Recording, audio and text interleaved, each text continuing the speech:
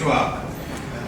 Mr. Ataul Mukit, CTO, Kotha Technologies.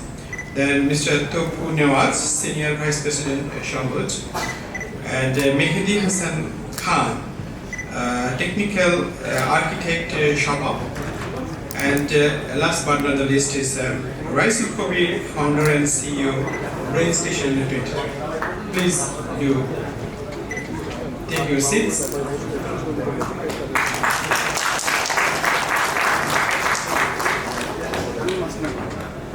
Outsourcing economy to innovation economy. I do wonder how did the organizer come up with this title? But this seems to be a very burning issue for Bangladesh. The reason is that so far our economic growth is driven by natural resources, and the course is called Engineering Economics and Management. I also have teach another course called Technology and Innovation Management. And academically, if we look into the bridge between outsourcing and innovation economy, then we usually see 5 stages of upgradation. First one is that we know the science, we know the technology, then we provide services of using them to support the product use or product development of others. Like Infosys has been in outsourcing business. And in Bangladesh, there are many people or many companies who are into it. The second thing is that generating ideas which are commercially viable, usually in the form of patents. And in that case, Bangladesh is in a very weak position. If we look into our patent office database, over the last 50 years, there has not been virtually any growth in patent filing from Bangladesh. So we need to get into that. Third one is that dynamics of the market, particularly globally connected market, where technology and innovation is continuously being challenged. So we need to make progress in understanding how the global market works and how it is likely going to unfold, and what should we do with it. Third one is a strategy and investment. That are we going to pursue disruptive innovation, sustaining innovation, incremental innovation? How are we going to create a blue ocean opportunity for us? That's the fourth place, that is the strategy and investment shows up. Because all kinds of great ideas begin the journey at loss. Now how are you going to turn the loss-making revenue into profit? Like Tesla.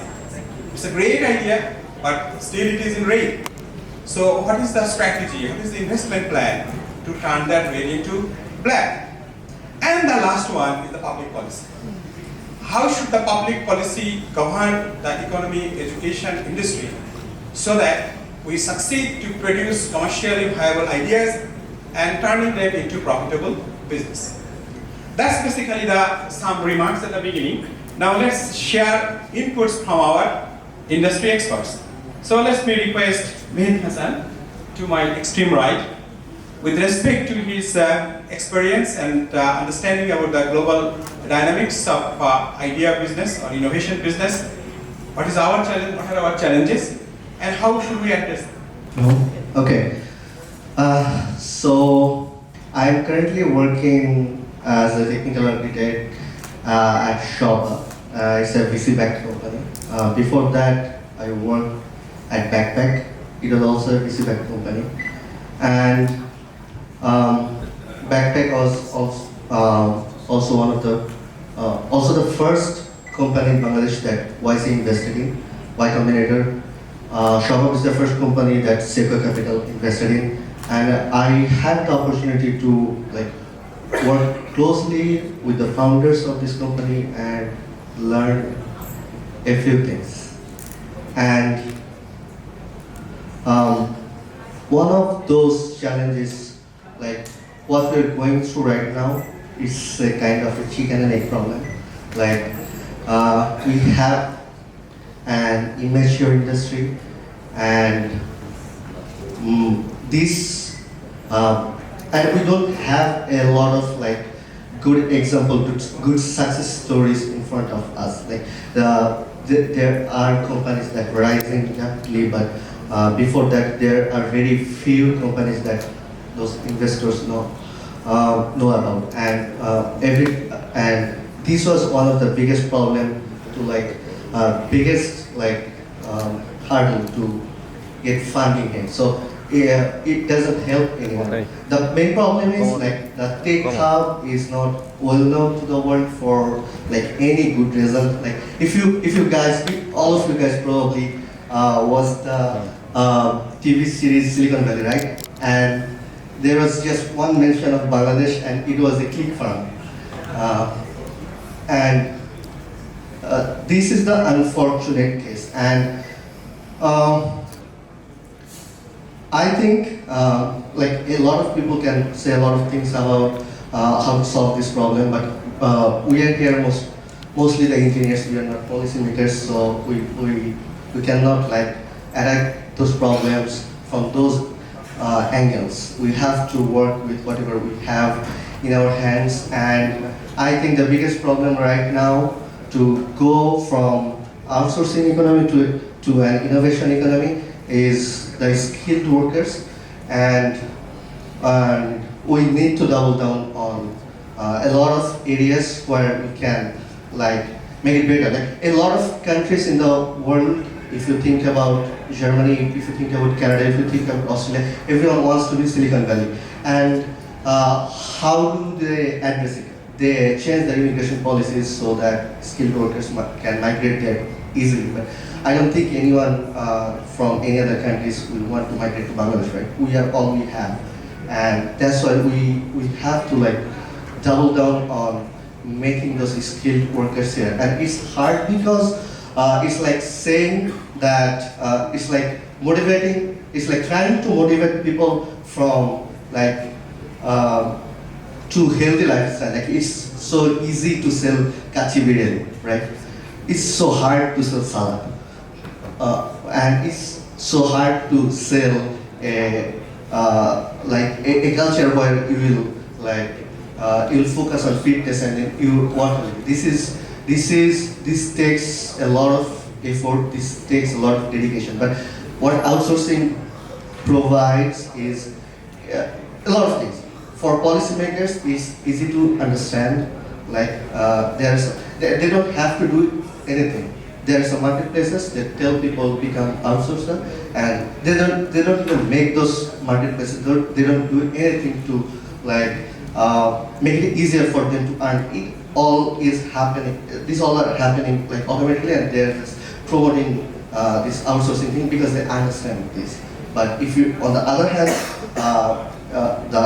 if I like compare it with my other analogy, like it takes a lot of knowledge, a lot of experience to tell people how to do things right, and it's nobody has that much expertise or ideas in those levels. So yeah. Thank you very much. I think let me go to many startups in Bangladesh are in e-commerce, ride sharing, or food delivery segment. If we look into Amazon is an e-commerce business. But if we look into US Patent Office, Amazon has been among the top patent recipients for several years. But if we look into our e-commerce companies, food delivery companies, or ride-sharing companies, hardly they have been filing any patents to bring intellectual components into their business model so that their quality of output keeps going up and cost keeps falling, and eventually they reach to profit. They reach to profit. So my question, Mr. Topu, is that why are our startups not focusing on the patent portfolio to turn their great ideas into great profitable business? I think it's because we're not innovative, I would say. Well, see, the main, I think it comes from very deep-rooted, the cause is like very deep-rooted, I would say. Because innovation you cannot like put from like on the top. You cannot just become innovative one fine morning. So it has to happen over everything, socio-culturally, how we are educated, how we have been brought up. So if we look at ourselves, are we innovative as a nation? Does innovation has anything to do with us? Like, have we ever been told to be innovative? How was our education was designed? It was designed to memorize stuff and like put it on a piece of paper. All our life, our schools, everywhere innovation was discouraged. You couldn't have asked questions to your teacher. The teacher would be angry. See, if you look at the Maslow's pyramid, we are kind of at the bottom of it. So we are at the, like the very, very lower bottom of Maslow's pyramid, where the physiological need is being served. So we're still looking for like food, shelter. We're trying to be, we're still at the very low level of our like existence. We still don't feel safe. So it's very difficult to be innovative when you're there. So if we look at our startup market is also struggling there. It's still struggling to survive, because every innovation is a risk. And when we bring a startup, when we bring money from an investor, we already are in risk. And then when somebody says that, okay, let's go for this very innovative idea, it becomes very difficult to justify that. Why not just copy Uber and build something that Uber did? And then you have always a way of saying, yeah, but we are not profitable because Uber is not profitable anywhere. So we can justify ourselves.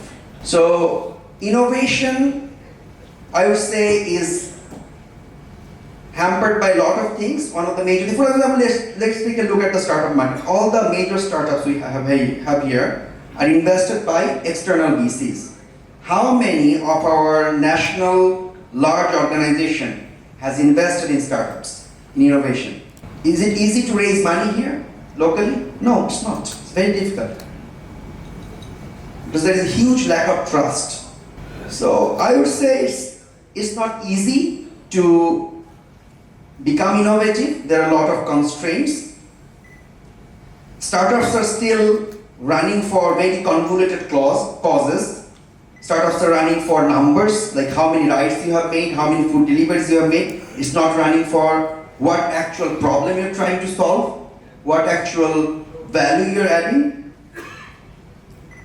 It's more about coming up with bigger numbers, putting it in front of the investors, trying to get another round of investment, and try to survive. It's a struggle of survival. When you're just struggling to survive, when you do not have an innovative idea at the beginning to begin with, when you're just copying from Uber, you're copying from Foodpanda, you're copying from all these existing ideas that is out there, then you're just trying to make that same thing work to a lesser extent, and just trying to get a bit more market share without making any major contribution to solve any problem. It's just number game. Thank you very much. Views have a characteristic. We call it creates the natural tendency of monopoly. It creates both supply and demand side economies of scale effect. As a result, in this industry, multiple innovative companies cannot profitably sustain their operation. And that is the reason Facebook is a global monopoly. And that is the reason Grameenphone reports record profit and no other telco is succeeding to produce profit. So if this trained innovation or startup is basically in an industry which has natural tendency of monopoly, then how can many startups thrive out of innovation to make profit? Does it create policy and regulatory challenge? Does it challenge conventional business strategy that many firms can operate in the industry with their own ideas? Or should we look into some different aspects where we can avoid this kind of natural tendency of monopolization? And I would like to request one of my former students, that is Ataul Mukit, to share his thoughts on this aspect of succeeding in the innovation. If I get it correct, you were asking how to survive against the monopoly. So, like we have Facebook, and what we did, in Bangladesh, Facebook is the most popular social media app or social media network. But we launched Kotha, a social and lifestyle platform. And how do we dare to compete with Facebook? So the thing is, what we have to do is actually identify what is our strength. So let me just tell you a small story. That was back in 2015. We launched a platform called Mukit. It was the first of its kind. Like it was a video conferencing and chatting platform purely through web. And we won an award, and we were marketing ourselves as competitor of Skype and other similar Viber type of products. So luckily we won an award in Tech Rockers in digital world, and we were actually sent to Silicon Valley, and there I met a few Silicon Valley investors. And the main key thing that I learned was one of these investors told me, you don't have to actually compete with Skype, Facebook, no. For example, in USA, you actually have to knock in your mother's door to get permission to enter. But in here, I don't need to, like I can just barge in any of my friend's house, mother's house, anything. And why is that? That's because our culture is different. So the problem we create is we actually try to mimic Facebook and other first world country platforms.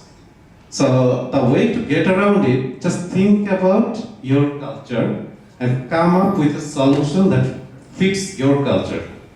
So just a small example can be like maybe I don't need, maybe I can come up with an app where it doesn't need a permission to maybe say the app actually shows a video feed of my friend, and I don't need to actually press accept or deny to have the conference. Maybe in our culture you can just call. It's just an example.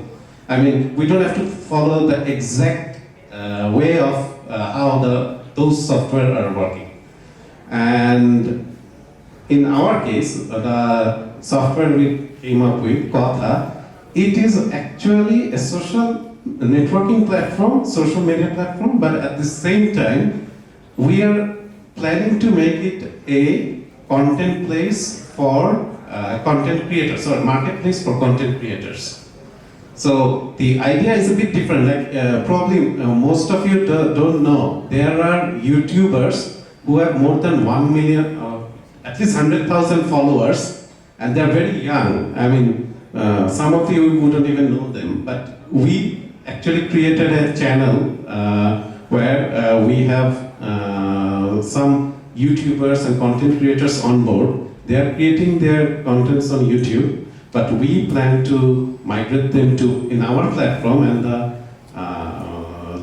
what we plan to do is make sure the money doesn't go outside. Like create an ecosystem where the local companies will give ads or sponsor contents in our platform, which where our local content creators will create contents for them. Thank you very much. Now, basically, the point deliberation that we should look into local context, and should figure out how can we innovate to serve the local market instead of competing with global players or imitating global players. Now, let me give you an example. In India, they have an innovation foundation called National Innovation Foundation, and they have developed a database of local ideas or grassroots ideas or indigenous ideas. And they have figured out 320,000 of them. But unfortunately, none of them has succeeded to scale up in building a large business. So one of the challenges of pursuing innovative ideas is to get scale effect. And once you like to have a scale effect, then often you need to cross the boundary and compete with international players. So what are the challenges of starting the journey from local context, eventually to reach out the global market to benefit from the scale effect? On that aspect, I would like to request Mr. Raisul, a brain station to share his views that how can we start the journey from the local market in taking ideas to market. Eventually, we exploit the scale effect of the global market. Thank you, sir. আমি answer বাংলাতে দিই আর কি, তাহলে অনেক বেশি interesting হবে কথাগুলো sir. তো বাংলাদেশে শুরু করে কিভাবে করে ইন্টারন্যাশনাল মার্কেটে যাওয়া যায় এই জিনিসটা নিয়ে আর কি ব্যাপার, এবং এই ডিসকাশনের যে আইডিয়াটা যে আউটসোর্সিং থেকে ইনোভেশনের দিকে যাওয়া, তাই না, যে from outsourcing economy to innovation. তো এই জায়গাটাতে আমি মানে কয়েকটা ডেটা আর কি শেয়ার করতে চাই, that would be really interesting. Brain station 23 আপনারা অনেকে জানেন যে আমরা আউটসোর্সিং কোম্পানি, এবং লোকেছে আমরা 2018-তে টেসলা কারের সাথে একটা স্টার্টআপের ইন্টিগ্রেশন করেছি। তো যখন এই আইডিয়াটা আসতেছে যে আউটসোর্সিং ইকোনমি থেকে ইনোভেশন ইকোনমির দিকে যাওয়ার, as if outsourcing industry is not doing innovation, এই আইডিয়াটা কিন্তু আসলে ঠিক না। আইডিয়াটা কিন্তু কমপ্লিটলি অপোজিট। আউটসোর্সিং ইন্ডাস্ট্রিতে অনেক ইনোভেশন হয়, আবার স্টার্টআপ ওয়ার্ল্ডে অনেক আউটসোর্সিং দরকার হয়, অনেক কোলাবোরেশন দরকার হয়। তো এই জায়গাটাতে এটা এবং আউটসোর্সিং এবং ইনোভেশন ছাড়া এখন আর আউটসোর্সিং করা সম্ভব না। এখানে হলো গিয়েছে যে আগেকার যে ধারণাটা ছিল যে লেবার মার্কেটের জন্য আউটসোর্সিং করা, ওই ধারণাটা কিন্তু এখন আর নাই। এখন we have to B extremely innovative while doing outsourcing as well. Customers are asking for feedback, and when customers are asking for feedback, when customers want us to know the problem and solve the problems, then we cannot stay non-innovative. So we have to be innovative regardless, whether we do outsourcing, whether we do product development, in anything innovative, we must all be. তো এই জায়গাটাতে কিছু idea share করতে চাই। যেমন আমরা Tesla কারের সাথে ইন্টিগ্রেশন করেছি। Imagine how many startups in Bangladesh has integrated their app with Tesla car. আমরা একটা স্টার্টআপ আইডিয়ার সাথে কাজ করছিলাম, যেখানে আপনি টেসলা কার অর্ডার করতে পারেন রাস্তাতে যাওয়ার সময়, যে আচ্ছা আপনার টেসলা গাড়ি চালাতে ইচ্ছা করতেছে, আপনি অর্ডার করছেন, আপনি পে করে ফেলছেন, টেসলা গাড়ি কোন জায়গাতে আছে দেখাই দিচ্ছে, আপনি ওখানে গিয়ে আপনার অ্যাপে পে করা থাকলে দরজা খুলে যাচ্ছে। এই ধরনের ইনোভেটিভ কাজ আমরা করেছি। আউটসোর্সিং এ করার ফলে অনেক ইনোভেশনের সাথে কানেক্টেড থাকার সুযোগ। আমরা ওপেন সিপি বেসড আপনার নাম্বার প্লেট রিকগনিশন করেছি 2012 সালে, যেটা এখন বাংলাদেশে অনেক নতুন আসতেছে, পপুলার হচ্ছে। আমরা হলো গিয়েছি উবারের মতন অ্যাপ বানিয়েছি 2017-18-তে ইউকের জন্য, ভ্যালে কার পার্কিং এর। আজকে যে ফাংশনাল প্রোগ্রামিং নিয়ে সেশন হলো, এই আরলং ল্যাঙ্গুয়েজে আমরা কাজ করেছি 2016 সালে। তো আমি এই স্টোরিগুলো কি কারণে শেয়ার করলাম, কারণ আমাদের এখন একটা আইডিয়া আসতেছে যে আমাদের সবাইকে স্টার্টআপ বানাতে হবে, সবাইকে একটা অসাধারণ আইডিয়া নিয়ে আসতে হবে, এটা ছাড়া আর কোনো কিছু নাই। There is no other way to be successful. That is absolutely wrong. বিশাল বড় একটা মার্কেট আউটসোর্সিং এর জন্য ওপেন হয়ে আছে। আমার কাছে মনে হয় যে এই জায়গাটাতে কাজ করার জায়গা আছে। ইন্ডিয়াতে আপনি যদি যান, এখন দেখেন আপনার স্টার্টআপ গুলো এত ডেভেলপার পাচ্ছে। কেন পাচ্ছে? বিকজ আউটসোর্সিং ইন্ডাস্ট্রি কিন্তু এই এত ডেভেলপার পুল তৈরি করছে। সবচেয়ে ইন্টারেস্টিং কাজ করা, আমরা নোড.js এ কাজ করছি, এখন নোড.js এর বিশাল ডিমান্ড মার্কেটে। আমরা নোড.js এর কাজ করছি 2012 সালে। আমরা নোড.js এর কাজ করেছি পেপ্যালের জন্য, ডাইরেক্ট পেপ্যালের জন্য, পেপ্যাল ইটসেলফ। তখন পেপ্যাল বিমিলেটর কিনে নিল, অনেক কাজ। আমরা একটা স্টার্টআপের সাথে কাজ করতাম, ওই স্টার্টআপ এর সিটিও পেপ্যালে জয়েন করছে, আমাদেরকে পেপ্যালের সাথে কাজ করার সুযোগ দিচ্ছে। আমরা ব্রিটিশ টেলিকমের সাথে কাজ করছি, যেখানে প্রত্যেক ঘন্টায় মিলিয়ন ইউজারের ইন্টারাকশন আমাদেরকে হ্যান্ডেল করা লাগছে। সো আপনারা যে ধরনের চ্যালেঞ্জগুলো স্টার্টআপের, টেকনোলজিক্যাল যে ধরনের চ্যালেঞ্জগুলো আপনারা স্টার্টআপে দেখেন, এই ধরনের চ্যালেঞ্জগুলোর অনেক বেটার এক্সপোজার আমরা হলো গিয়েছে আউটসোর্সিংয়ে করার সুযোগ পাইছি। তো এই কারণে আমি এই জিনিসটা কি করতে চাই যে আউটসোর্সিং এর একটা অনেক বড় মার্কেট আছে। যদি আপনি শুধু গত বছরও চিন্তা করেন, অনেকের একটা ধারণা ছিল, ইনফ্যাক্ট আমার নিজেরও ধারণা ছিল 2010 সালে যে আউটসোর্সিং ট্রেন লেফট, আমরা বোট মিস করে ফেলছি, it has said, but that is not the reality. $20 billion শুধু একটা কোম্পানি আউটসোর্সিং করছে ইন্ডিয়াতে, শুধু একটা কোম্পানি টিসিএস একা $20 বিলিয়ন এক্সপোর্ট করছে শুধু গত বছরে।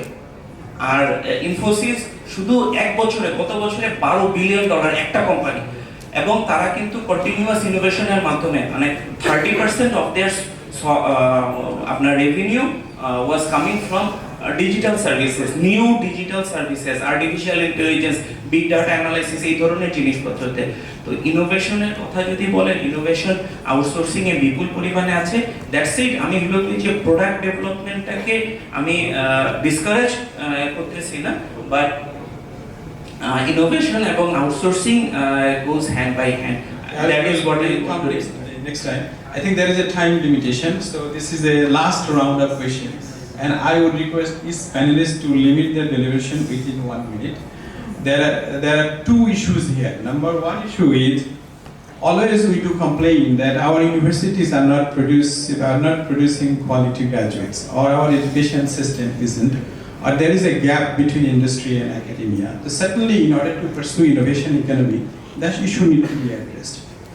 Second thing is the investment, because irrespective of the greatness of the idea and the strength of the underlying technology core, any innovative idea begins the journey at loss.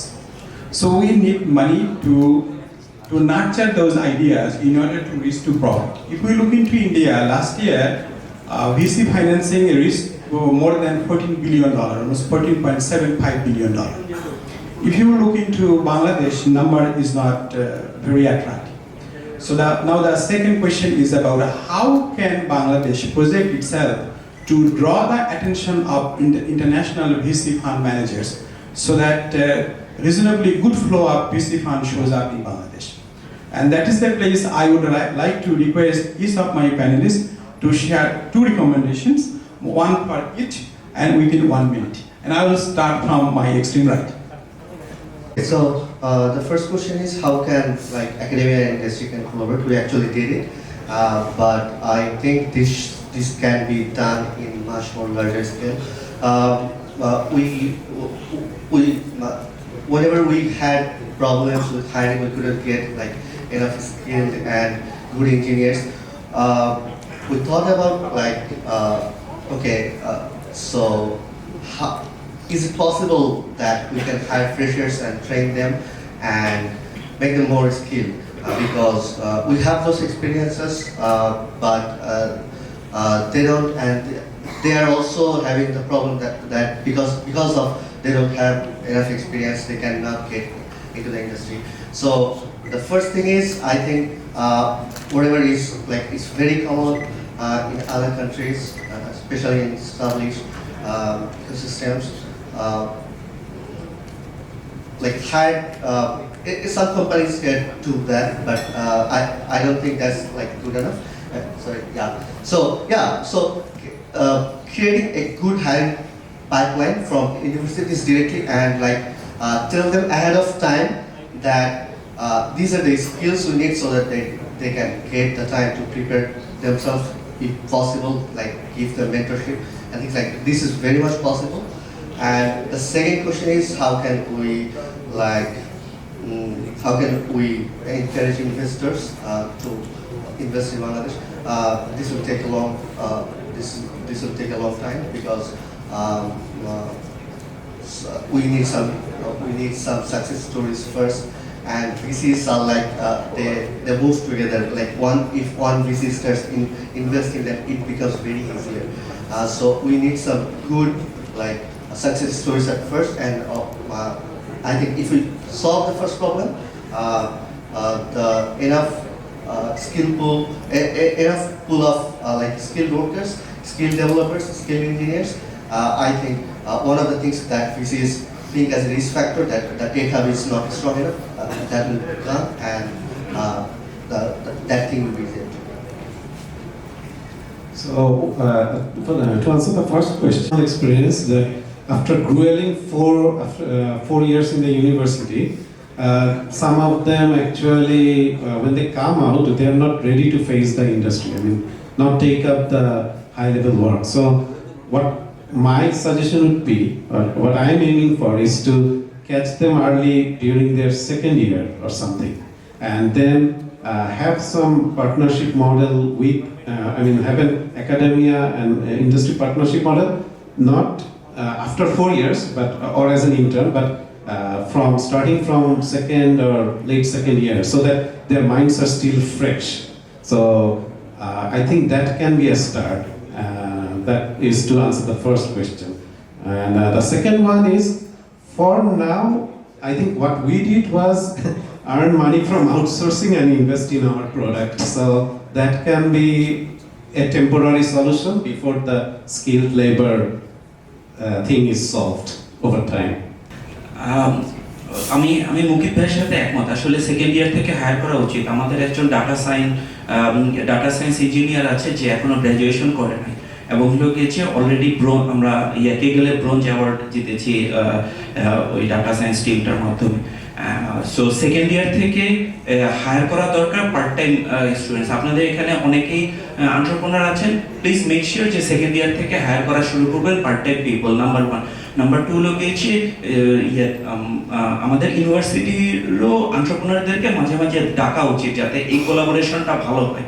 আমরা যে আমাদের আইডিয়াগুলো pitch করতে পারি, যাতে পোলাপান আমাদের সাথে জয়েন করে। সো ইন্ডাস্ট্রি একাডেমিক কোলাবোরেশনের ব্যাপারে এটা করা দরকার।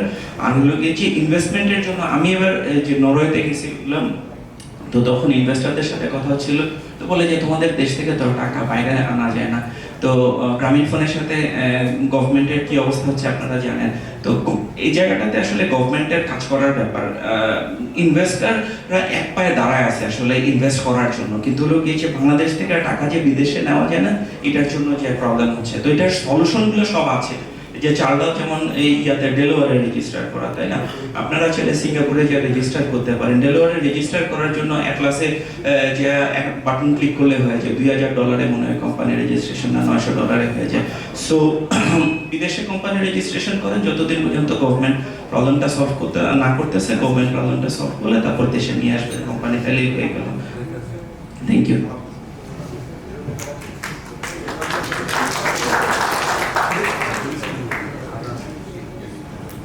ড্রপ আউট হয়েছে। স্যাররা যে কোর্স বানাইছে একটা পিএইচডি স্টুডেন্টদের জন্য, ড্রপ আউট হয়েছে। গ্র্যাজুয়েশন করা, কিন্তু বিয়ে করার জন্য সার্টিফিকেট কাজে লাগার কোনো কারণ, ছেলে গ্র্যাজুয়েট না হলে বিয়ে হবে না ম্যাক্সিমাম। আমাদের 4 বছরের গ্র্যাজুয়েশন ডিগ্রি দরকার নেই আমাদের দেশের জন্য। আমরা 2 বছর যদি এইচআরের পরে 2 বছরের ডিপ্লোমা করাতে পারতাম, আমরা প্রচুর ছেলে তৈরি করতে পারতাম। 4টা বছর West. Theory of computing, compiler design করানো হয়।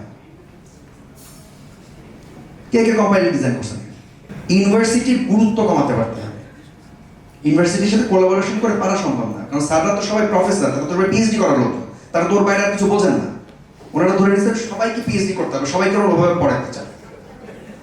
আসলে তো পোলাপান রাস্তায় যে কাজ করবে, আমার অফিসে কাজ করতে আসবে, ওর তো ওই থিওরি অফ কম্পিউটিং করার দরকার ছিল না। আমাদের একটা মুভমেন্ট দরকার যে আমরা গ্র্যাজুয়েশন করবো না, তারপর ইউনিভার্সিটিগুলো কি করে দেখি।